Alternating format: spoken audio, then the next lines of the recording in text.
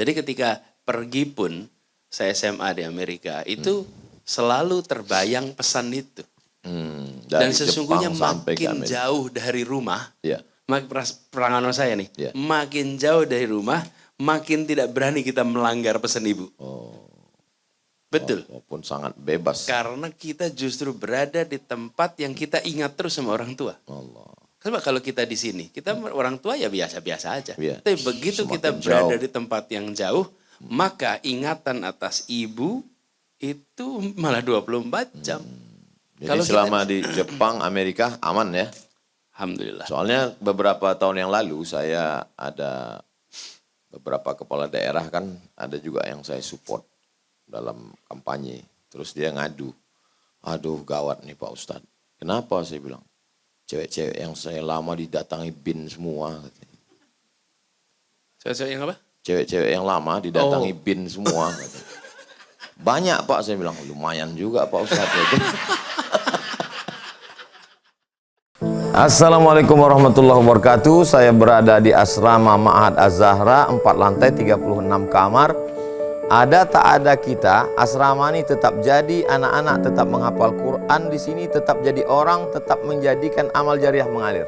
Kita hanya sekedar menumpang tuah, mengambil berkah.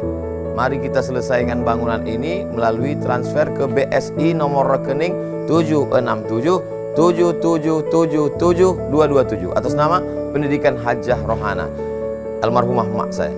Nomor admin jangan lupa kontak ke nomor 0811 6650 026. Berkah selalu. Assalamualaikum warahmatullahi wabarakatuh.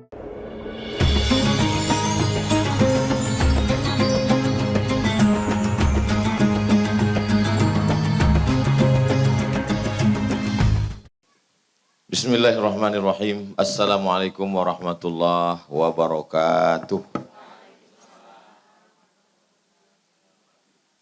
Memang cantik batu manikam. Batu manikam dibeli di Taluk. Dari bunyi sambutan salam, nampaknya jamaah ini terlalu khusyuk.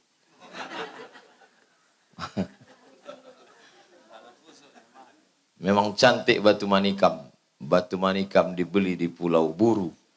Dari bunyi sambutan salam, nampaknya jamaah ini terlalu haru.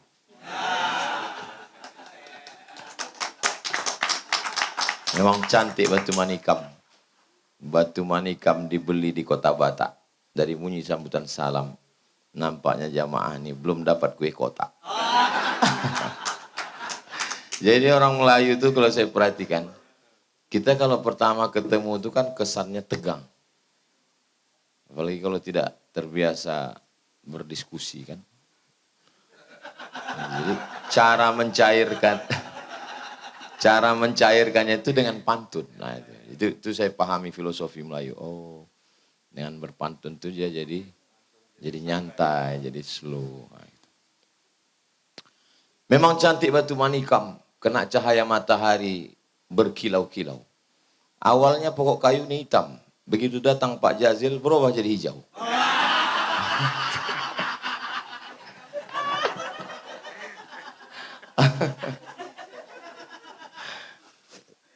Belum saya rasanya malam inilah pokok kayu ini hijau inilah, karena ada Pak Gus Jazil, ada Pak Wahid. Kami ini anggota dari Asosiasi Abdul Internasional. Ada Abdul Somad, ada Abdul Wahid, dan tentu aja ketuanya Abdul Muhaimin.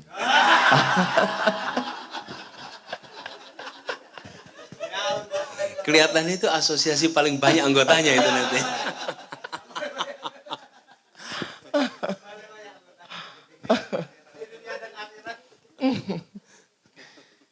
Saya baca Bu, saya selalu WA dengan Ibu.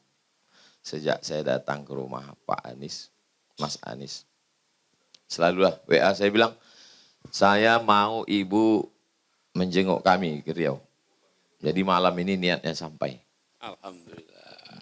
Saya bilang, Ibu lihat kami di Riau. Ibu pun selalu bilang, iya nanti saya datang. Malam ini niat itu sampai.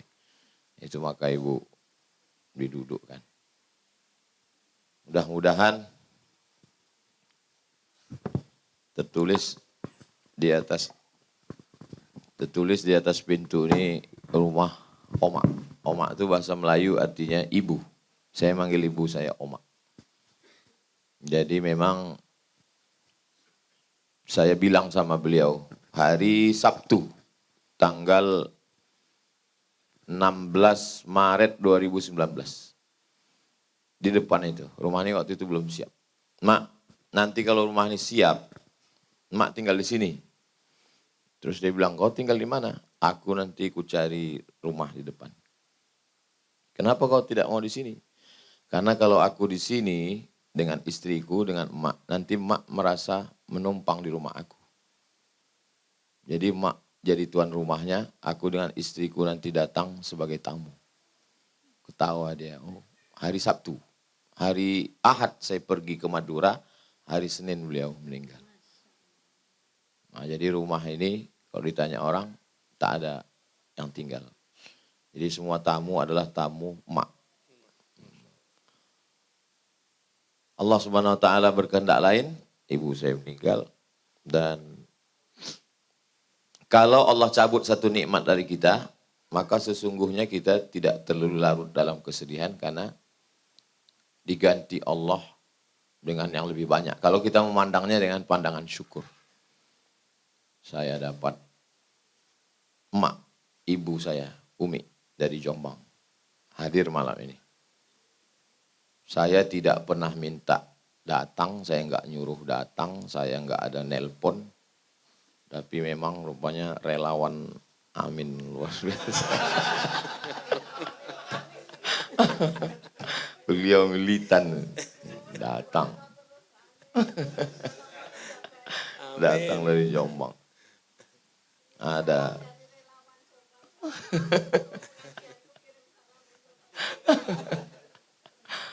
Amin. Waalaikumsalam. Insya Allah.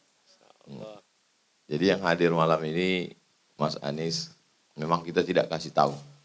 Besok begitu fotonya, nah ini barulah mereka kok nggak ngasih tahu. Saya udah siap jawabannya. Saya bilang yang ngundang kan Ustadz Henry. Saya nggak tahu menau. Saya udah limpahkan semua. Saya nggak tahu tuh Ustadz Henry. Saya bilang. Mana Ustadz Henry? Ya enggak, makanya sudah tidak ada di sini. Oh ada di belakang situ. Kalau Tuhan memberitahu di Indragiri. Masalah kedatangan Mas Anies aku tak tahu menau karena yang mengundang Ustadz Henry. Udah siap. Saya nggak tahu. Nah, itu dia udah siap semua jawab. Ada Bang Ade dari DPRD Provinsi, ada Ustadz Kurtubi tim UAS DKI. Siap. Nah, jadi waktu ke rumah Mas Anies beliau yang ngatur jadwal. Ada Bang Bakar, caleg dari DPRD Kota Pekanbaru. Ada Pak Is, bangunan semua di Yayasan Tabung Wakaf Umat. Saya dengan teman-teman lebih kurang 35 orang. Waktu COVID, Mas Anies, kita nggak bisa keluar, akhirnya kita duduk bersama 6 Juni 2020. Ya, pas Duduk COVID. bersama, COVID, nggak tahu mau kemana. Judulnya, mau dibawa kemana hubungan kita. Akhirnya terbuatlah yayasan yang tempat laki-laki. Yang ini perempuan, Yayasan Pendidikan Hajah Rohana. Nama emak. Jadi laki-laki pisah. Lebih kurang 20-an kilometer. Kemudian ada Ustadz Ahmad Mukhlisin, adik kelas saya di Mesir.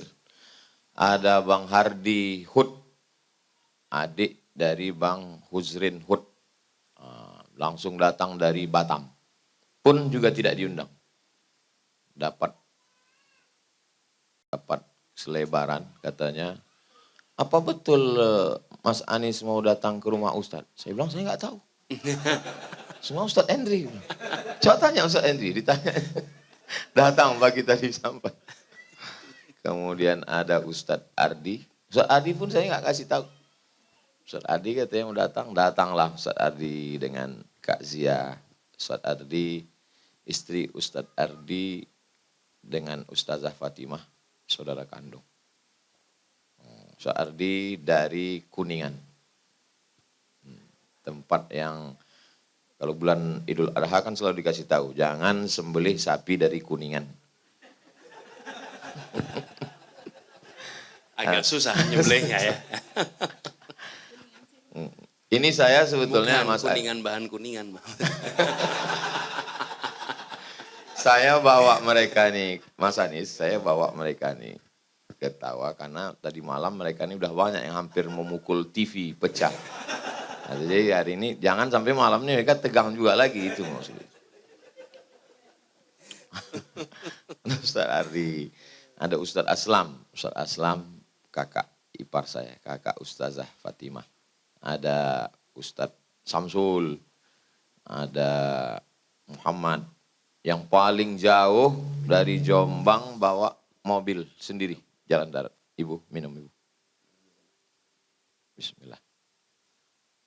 Jalan darat dari Jombang, bawa mobil. Ustadz Faisal. Masya Allah. Di samping Ustadz Faisal ini yang kita bingung. Orangnya udah sampai duluan, habis itu keluar lagi, baru dipasangkan tanjak, baru masuk lagi.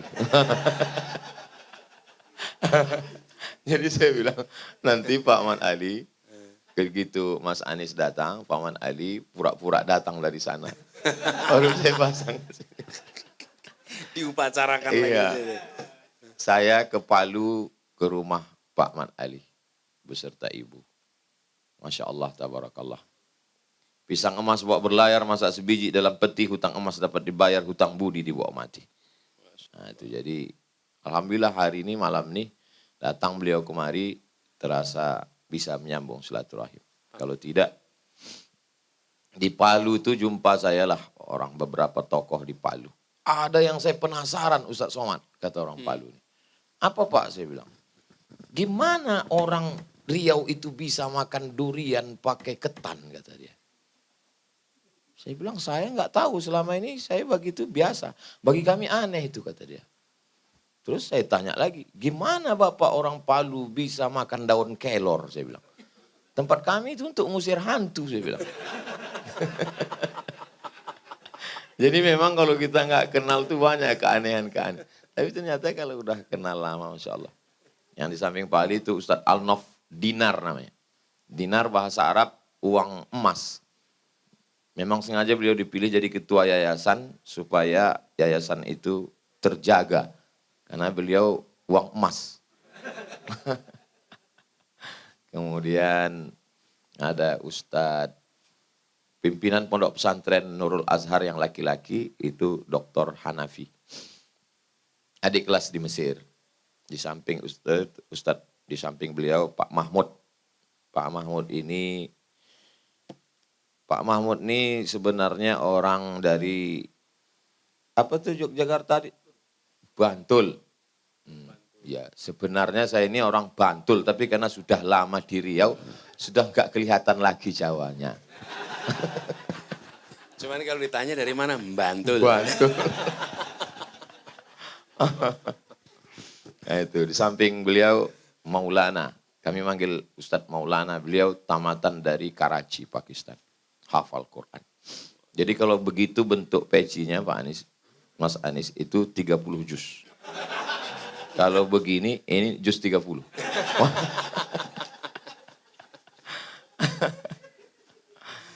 Yang perempuan saya tak kenalkan satu-satu, karena nanti kalau saya kenalkan ini namanya ini dari ini, curiga pula istri saya.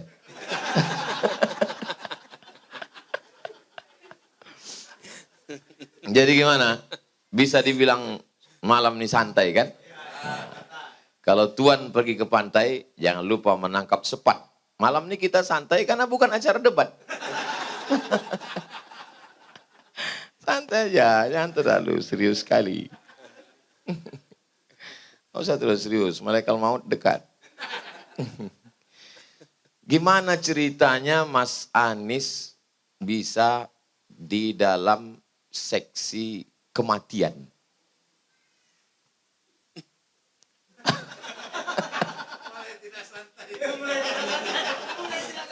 Belum apa-apa sudah kematian kita ngomongin. Gimana ceritanya itu? Ditempatkan di divisi seksi bagian kematian. Dengar juga rupanya. Ustaz.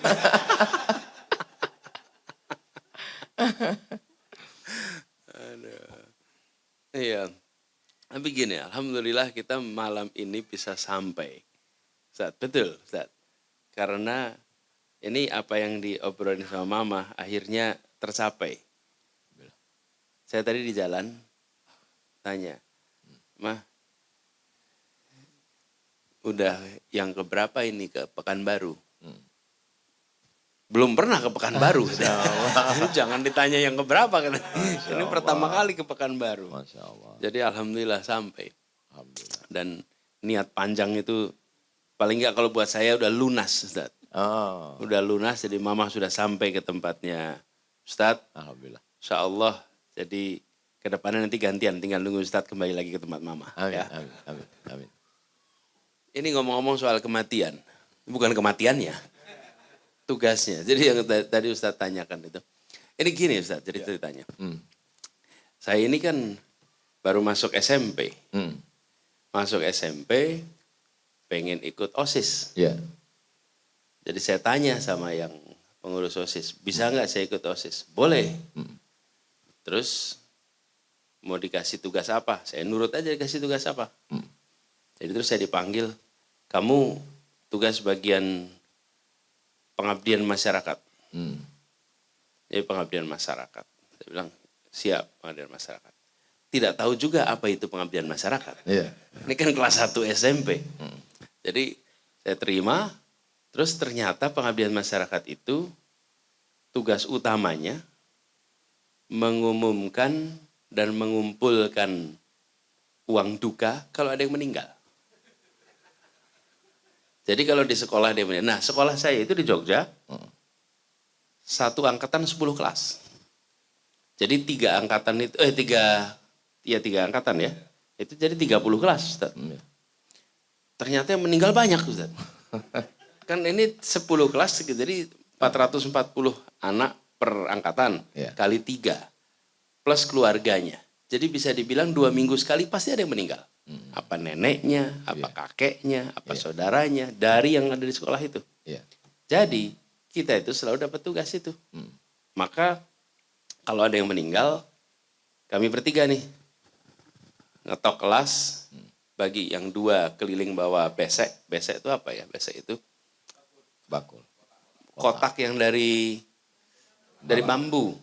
Dari bambu. 1 mengumumkan, 2 keliling. Jadi kita selalu sampaikan telah meninggal dunia siapa. Kemudian uangnya keliling kotaknya kumpulin uang. Terus muter. Masalahnya kan ketika kita ngetok itu pengen tahu siapa gurunya. Ada guru yang ketika kita ngetok dimarahin. Kamu bolos lagi. Lah emang ada yang meninggal. Kita tugas ngirimin. Terus ketika kita masuk, yang susah itu kalau masuk di kelas 3.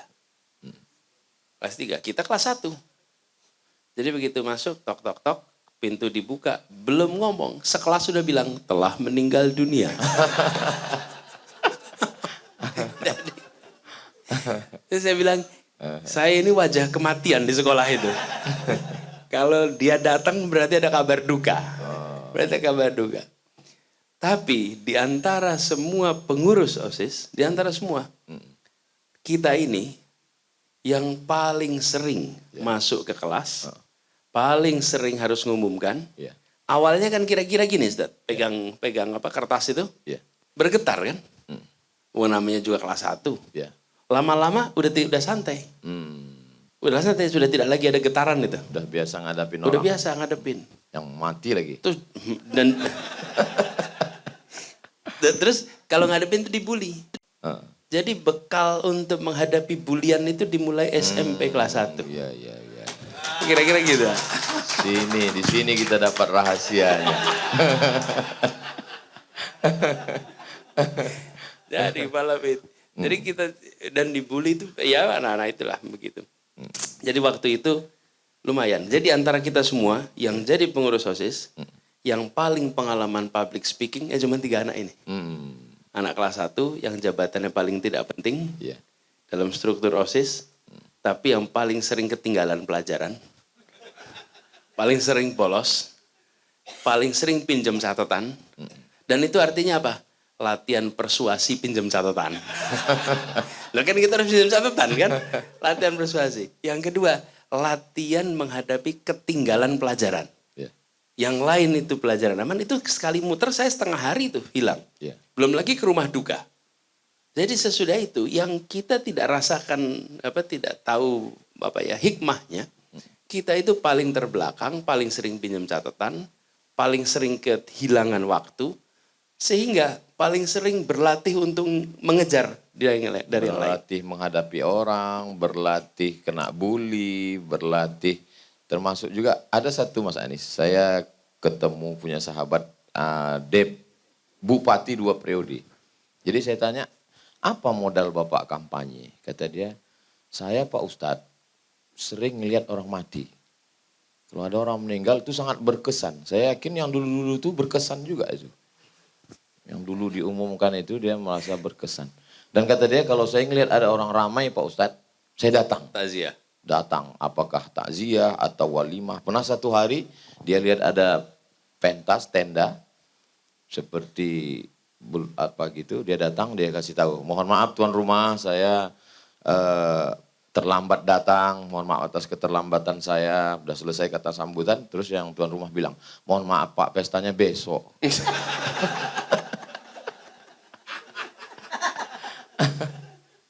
Kemudian Mas Anies lanjut, bisa jadi ketua OSIS se-Indonesia. Itu gimana ceritanya? OSIS itu kan satu sekolah.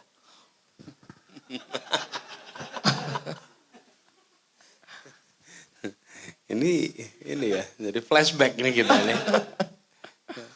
Iya, jadi itu unik itu Ustadz. Karena begini, pada waktu itu dikumpulkan ketua-ketua OSIS se-Indonesia di Jakarta.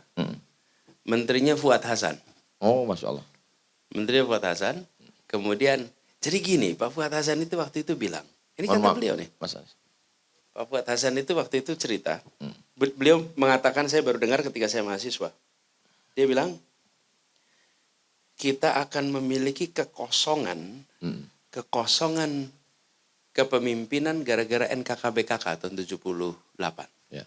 Kata Pak Fuad. Jadi dia pikir harus ada sebuah terobosan di tingkat perguruan tinggi dan SMA. Nah, terus kemudian dia bikin program-program itu yang tujuannya untuk leadership.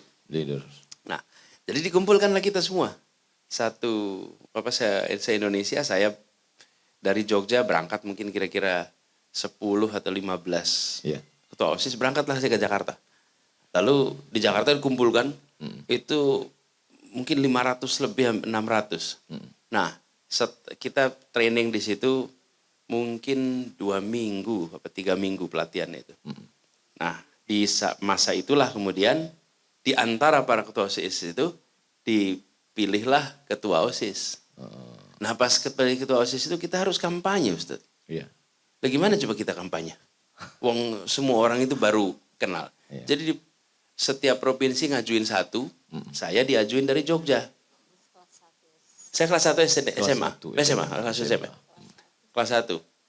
Kemudian berjajarlah semua. Nah, kok kebetulan saya ini bagian terakhir ngomongnya itu. Jadi semua bilang harus begini, saya mau begini, saya semua gitu. Udah sampai bagian saya, apalagi mau saya omongin. Jadi saya bilang, kita udah dengar semuanya, tinggal dipilih saja menurut teman-teman mana yang paling pas jadi ketua OSIS. Malah saya yang kepilih. Masya Allah.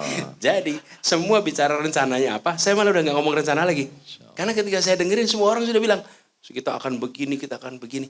Mungkin kita di sini setahun, enggak kan? Jadi saya bilang kita udah pilih saja di antara semua yang kira-kira paling pas. Silahkan dipilih, gitu kira-kira. Dan malah terpilih jadi ketua OSIS. Jadilah saya ketua OSIS dari para ketua OSIS itu. Tapi yang paling menarik kejadiannya, saya ingat ada satu kejadian, ada teman hotelnya itu, hotel tempat kita tinggal di Kemang. Grand Kemang, nggak tahu sekarang masih ada nggak tuh? Enggak, Kemang Garden Hotel. Itu kami seumur-umur juga baru lihat ada pintu yang seukuran dinding. Kalau sekarang normal. pintunya itu kaca seukuran dinding. Jadi tidak pakai frame. Yang kaca penuh tuh. Nah kita dari Jogja baru tuh lihat begitu. Di mana-mana kalau kaca selalu pakai frame. Ini kaca tidak pakai frame. Kalau sekarang kan kita tahu istilahnya itu apa? Kaca apa sih namanya? Kaca yang kalau pecah hancur itu. Tempered. Jadi waktu itu gara-gara itu pagi-pagi kita harus 6 pagi. Ada seorang teman dari Papua. Dia bangun terlambat. Dia lari luar biasa cepat. Dia terabas kaca yang besar itu. Dan diterabas hancur biar gitu. Dan ketika hancur yang menabraknya tetap lari terus sampai ke lokasi acara gitu. Hanya benjol aja sedikit. Kacanya hancur total gitu. Jadi memang pelatihan itu tuh ini berkesan. Memang ada satu cerita teman, Ustadz, ini cerita pelatihan begitu, kita kan banyak dikirim. Yeah. Ada satu orang teman itu berangkat ke pelatihan begitu, setiap pagi itu lari pagi. Setiap pagi. Jadi lari pagi dilatih oleh tentara. Terus setiap hari lari. Ini kira-kira berseratus, terus gantian suruh mimpin. Tiap pagi lari, yang lari pagi kan mahasiswa. Mahasiswa ini kalau suruh lari pagi kan agak berat, Ustaz. Yeah. Tapi dikerjakan terus. Satu ketika teman saya ini disuruh mimpin. Kau yang pimpin larinya. Siap. Jadi dia bilang, gitu kan lari. Yeah. Terus dia mimpin lagu. Lari pagi, semua pasukan. Lari pagi, tiap hari, semua sepasukan. Aku bosan, sepasukan aku bosan, mau mati. Itu sampai tentara yang melatihnya semuanya ketawa kepegel-pegel. Dan habis itu semuanya dihukum push up. Lalu dia di ujung donor darah 2 pak, yang lainnya 1. Jadi itu era kita banyak latihan-latihan. Dan pengalaman saya itu jadi ketua OSIS itu yang unik. Masya Allah. Di SMA bisa jadi bisa keluar negeri, biasanya kan S1. Bisa SMA keluar negeri itu gimana ceritanya Mas Anis? Nah itu saya memang ada kepengenan, ingin ikut pertukaran pelajar. Yeah. Saya ingin waktu itu kelas 1. Nah ini ada ceritanya Ustaz waktu itu. Yeah. Saya kelas 1, saya ingin ikut pertukaran pelajar. Lalu saking kepengennya itu saya pokoknya cari info gitu. Satu ketika lagi di sekolah, saya ada pertemuan, saya tanya si A di mana gitu. Yeah. Oh dia lagi ikut tes AFS. Wah saya kaget betul. Kok bisa saya kepengen ikut AFS? Ternyata hari ini hari tes. Jadi saya berangkat ke lokasi tesnya itu. Yeah. Sampai ke lokasi tesnya udah mulai. Dan ketika tesnya udah mulai, saya bilang saya ingin ikut. Nggak bisa, udah selesai, udah berjalan tesnya ini. Dan ini udah babak kedua itu maksudnya pagi tadi udah ada tes, ini baru yang siang. Yeah. Itu rasanya dingin sebadan. Karena keinginan yang sudah lama, ternyata saya salah informasinya dan tidak tahu kalau ada ujian. Terus orang itu tanya, namanya Mas Safrin, saya masih ingat. Dek, kelas berapa dek? Saya kelas 1. Oh tahun depan. Itu lega sekali saya. Alhamdulillah. Nah sesudah itu saya siap-siap tuh. Tahun depan saya ikut. Alhamdulillah ikut seleksinya di Jogja. Agak banyak yang daftar waktu itu. Yeah. Ketika semua selesai seleksi, terpilihnya cuma 3 orang. Alhamdulillah saya 1 dari 3 yang berangkat. Kelas 3? Kelas 2. Kelas 2. Kelas 2 itu kemudian saya berangkat. Bukti-bukti ada ya? Ada. Foto wisuda juga ada, Pak. Nah, daripada bicara di belakang bagus dia.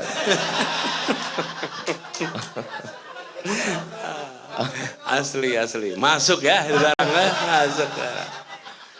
Itu kan bisa ketika dari mulai SMP, kemudian sampai di SMA, sepertinya bagi ibu, apa beda seorang Mas Anis dengan anak-anak yang lain?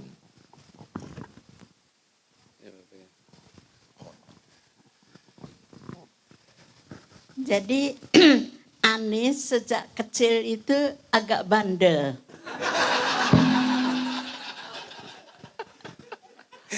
Agak bandel. Tapi nggak cengeng. Jadi ketika barangkali ini terbawa sampai sekarang nggak cengengnya itu. Suatu ketika saya akan memandikan dia, lalu ternyata tangannya itu melepuh kena panas. Ya masih kecil 2-3 tahun lah, 3 tahun barang 3, 4, 5 tahun gitu, masih kecil. Lalu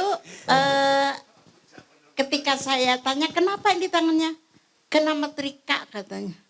Bilang setrika aja masih belum bisa. Bilangnya metrika. Jadi dia itu agak bandel, gak gampang nangis sejak kecil.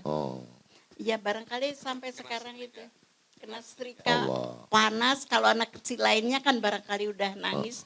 Kalau dia itu enggak gitu. Barangkali itu terbawa sampai sekarang biar dibully, biar apa. Jadi kita dapat rahasia semua malam ini, inti-inti. Itu kan ibu profesor, kemudian bapak dosen fakultas ekonomi, dosen dengan dosen. Gimana ibu bisa mendidik anak? Karena banyak juga, mohon maaf, berhasil di kampus, tapi ketika anak, na'udzubillah, gimana ibu bisa, gimana cara ibu mendidik? Serius atau? Saya yakin kan sekarang orang-orang tua kan lagi nonton kita. Walaupun malam nih kita nggak live, karena kalau kita live nanti pintu tuh banyak orang datang. Nanti setelah ini mereka nonton. Oh gitu ternyata mendidik anak bisa mandiri, bisa keluar negeri, bisa tidak cengeng, bisa tidak mesti. Kan sekarang nih orang banyak penyakit yang dikhawatirkan orang tua bukan kemiskinan, bukan. Tapi ada penyakit anak tidak bisa mengikat tali sepatunya sendiri. Nah, karena baru ngelihat udah diikatkan. Baru ngelihat makanan udah disuapkan. Difasilitasi hidup. Gak usahlah kita teruskan, ini bahaya.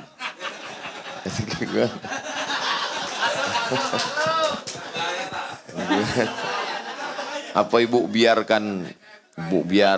Ada ordal nanti ya. Gimana cara Mama ibu? gak tahu ordal, Mak. Saya takut nanti anisnya. Gak apa-apa, cerita aja. Nanti kalau ada apa-apa kita edit.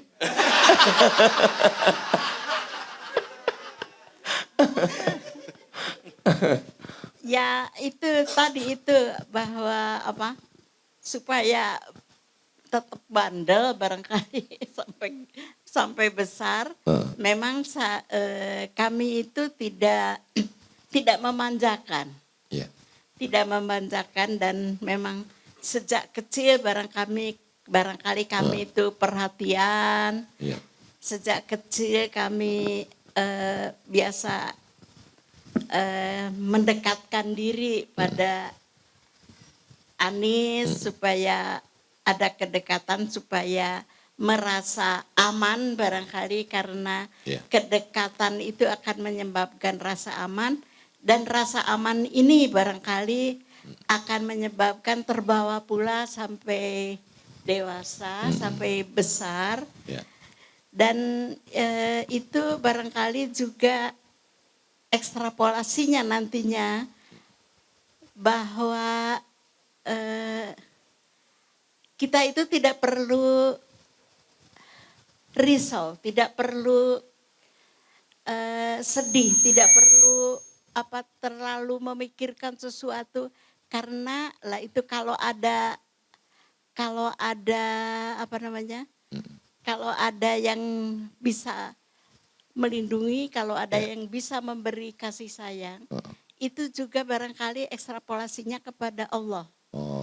Jadi insya Allah kalau anak itu barangkali merasa aman, insya Allah terbawa juga sampai dewasa, bahwa dia merasa bahwa tidak perlu risau, insya Allah ada Allah. Ada Allah. Ada Allah, itu barangkali aplikasinya.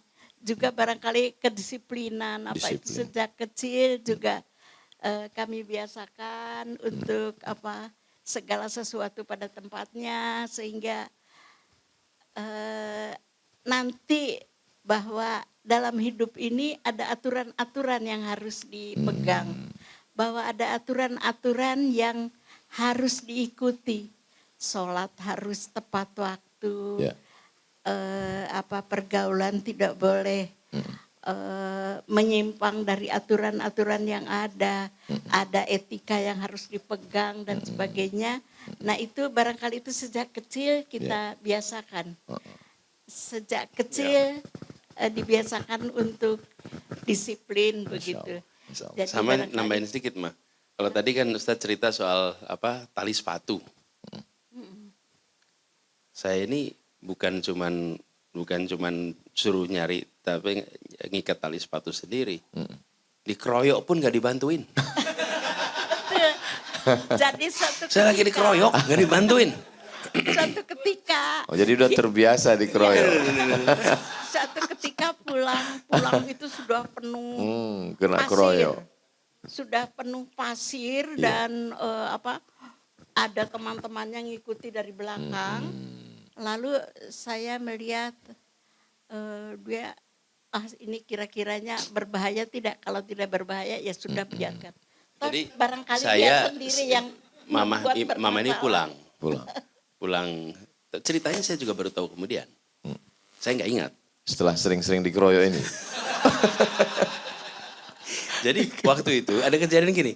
Anak saya, ingat beberapa tahun lalu ada peristiwa Smackdown itu. Smackdown. Nah, rupanya anak saya itu main di kelasnya kena Smackdown. Lalu dibawa ke dokter. Jadi ketika di rumah saya cerita sama adiknya ibu. Ini si Mikael kena Smackdown. Terus adik ibu cerita, dulu itu Anies begitu. Apa ceritanya? Nah baru ceritanya keluar. Jadi saya baru tahu kemudian. Jadi rupanya saya berkelahi dengan anak-anak sekampung. Saya dikeroyok. Ibu pulang. Ngajar, naik motor. Sampai depan rumah lihat Anies dikeroyok. Ditonton dari jauh. Jadi betul gak, Ma? Jadi bukannya didatengin, dipisah atau diselamatkan. Membuat mandiri. Jadi ada yang jadi pertanyaan saya yang malam ini belum saya tanya, saya sudah dapat jawabannya.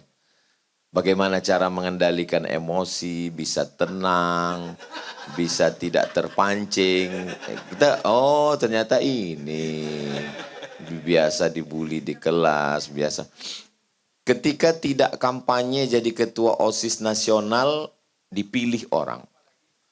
Tentu saja nggak ngomong dipilih orang, apalagi ngomong kan. Kemudian tentu saja Mas Anies 20-30 tahun yang lalu bisa kita bayangkan bagaimana gantengnya.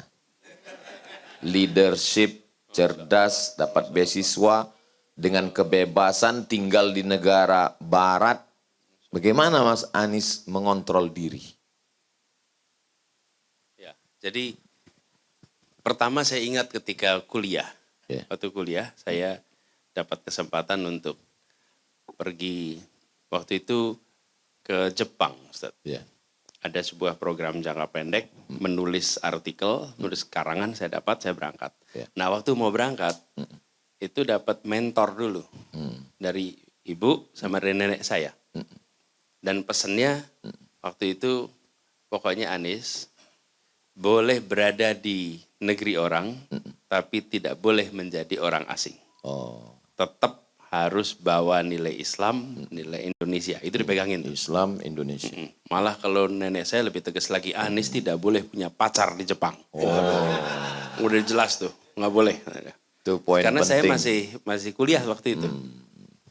Beliau belum tahu bahwa saya sudah punya Saya belum tahu tuh. Gitu kan, saya belum cerita gitu. Iya. Sebenarnya udah aman, berangkat aman, pulang aman gitu kan. Nah, jadi akhirnya begitu.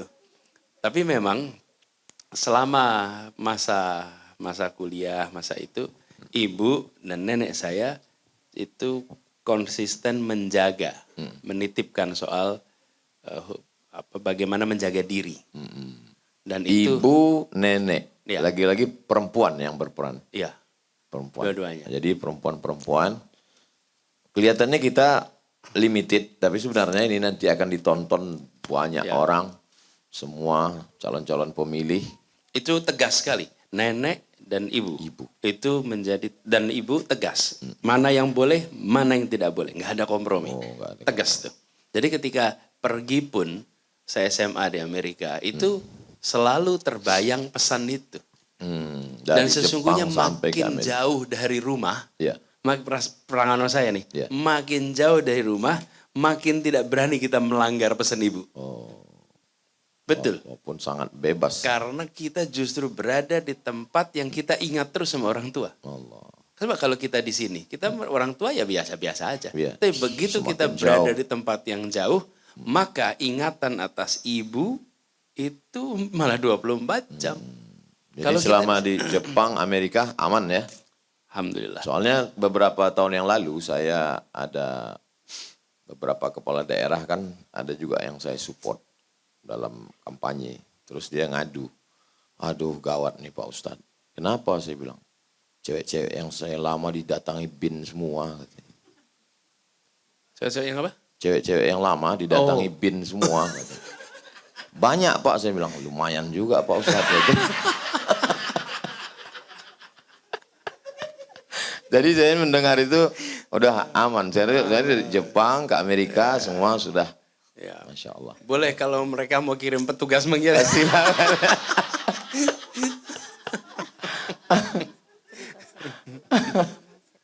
Kenapa? Yang mana coba boleh? Oh iya. Nah ini Mama cerita tadi. Saya ini Ustaz, waktu masih kecil tuh pengen punya sepatu sepak bola. Sepatu sepak bola. Ibu bilang sepatu sepak bola ini nggak usah beli di toko karena pakai pul. Pul itu yang tajam-tajam itu. Iya, tapaknya itu. Jadi kalau pakai pul nanti takut nginjak anak. Kaki kena. Nginjak orang. Jadi kemudian takut nginjak. Jadi saya dibelikan sepatu, nggak dibelikan, dipanggilkan di tempat kami itu ada namanya Kiai Nakman. Allah yarham. Kiai Nakman Zaini itu dengan ayah saya mengurusi masjid di sebelah kita. Beliau itu usahanya kulit. Jadi kata orang tua saya udah pesan aja sepatu kulit dari Kiai Nakman. Jadi dipesan karena sepatu kulit. Sepatu kulitnya tanpa pul. Ada tapak. Tanpa tapak. Jadi saya sebagai anak yang taat pada perintah orang tua, jadi saya ikut aja dikasih sepatu sepak bola pakai kulit tanpa pul. Bagus, sampai ke lapangan itu enggak bisa dibedakan sama sepatu ski. Meluncur, jempalit. Jadi ini ongkos ketaatan. Ada harganya. Ada harganya. Dan itu sekali-sekalinya pakai. Walaupun memang sepatunya luar biasa keras di depan itu. Jadi kalau kita mendang bola, kekuatannya bisa naik 1,5 kali lipat. Karena ujung pulnya itu, ujung sepatunya itu seperti ada keras sekali. Tapi ya begitulah, kita masa-masa itu masa-masa ya unik-unik.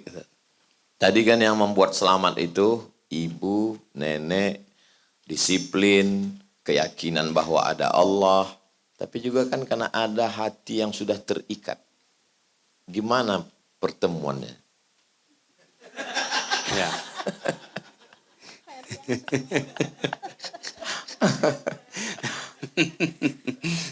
Sebentar, sebelum masuk ke situ. Saya mau cerita dulu sebelum masuk ke situ. Saya masuk gitu. Jadi ini yang soal orang tua, nenek. Ini betul sekali. Saya merasakan ibu, ini perempuan-perempuan hebat kalau buat saya. Ibu saya, nenek saya. Apa? Saya ini ketika kecil dibawa oleh mereka ke dalam pertemuan-pertemuan mereka. Ibu kalau ngajar saya sering diajak. Ayah kalau mengajar saya sering diajak. Ibu rapat saya diajak. Ayah rapat. Nenek saya rapat diajak. Kakek saya rapat diajak. Jadi saya ini cucu di rumah satu-satunya untuk kakek nenek saya. Kakek nenek saya itu cucunya banyak, tapi tidak ada yang serumah. Saya serumah.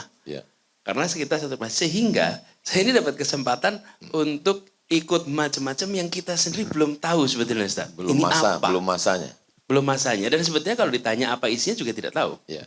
Tapi bersyukur betul itu membiasakan untuk ketemu dengan orang, ketemu dengan yang baru, dan belajar dari bagaimana mereka berinteraksi. Sesuatu yang saya syukuri di kemudian hari. Tapi pada waktu itu hanya ada bosan. Sekarang bayangkan, Ustaz, kalau saya usia 5 tahun, 6 tahun, itu diajak ke ruang kuliah. Ayah memberi kuliah, ibu memberi kuliah. Gimana rasanya sebagai anak di situ? Cuman duduk, nggak apa-apain. Itu kan sesungguhnya tidak melelahkan buat anak yang ikut. Tapi ternyata itu jadi pengalaman yang ada persiapan yang luar biasa, luar biasa. Dan lalu ibu itu bantu juga untuk ya kebetulan pada masa itu saya SMA, kuliah itu sebelum ketemu Ferry ini ya lumayan banyak yang ikut sama-sama kegiatan. Nah, ibu selalu memberikan pesan. Jadi hati-hati kalau berhubungan dengan perempuan. Kalau memang belum siap, jangan membuat komitmen apapun. Karena nanti kemudian kalau membuat sesuatu dan tidak jadi, maka kecewa. Kalau padi katakan padi, jangan kami tertampi-tampi. Kalau jadi katakan jadi, jangan kami ternanti-nanti. Nah, Ferry ini kuliah di psikologi, saya di ekonomi. Kemudian kosnya dekat rumah di Jogja. Dari situlah awalnya. Kemudian banyak interaksi, akhirnya kemudian nanti mungkin lebih khusus supaya bisa ada penulis skrip untuk difilmkan. Siap. Dan akhirnya saya minta dan alhamdulillah jadilah jodohnya. Barokah.